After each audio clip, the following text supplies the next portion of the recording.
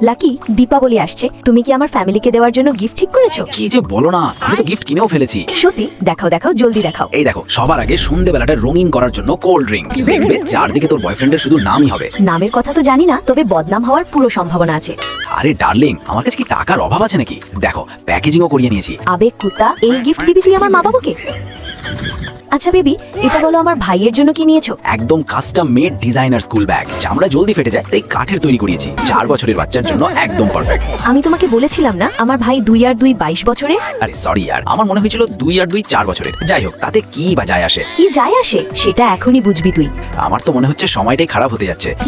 কিপটে কোথাকার, এইসব গিফট দিবি আমার ফ্যামিলিকে, আবার বলছিস কি যায় আসে? তোর গোষ্ঠীর ষষ্ঠী। আরে রানী, সরাসরি বল না যে তুই একটা কিপটে। আমি কিপটে নই। ঠিক বলেছিস, তুই হলি মহা কিপটে। ওহো ইয়ার, আমি তোর জন্য একটা গিফট কিনেছি। ঠিক আছে, দেখাও আমার গিফটটা কি।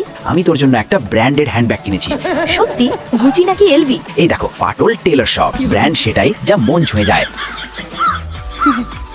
বেরিয়ে যা কুতা। আর এই ধর তোর ফাটল ব্যাগ। খবরদার যদি দীপাবলির আগে মুখ দেখিয়েছিস। আরে কথা তো শোন রানী।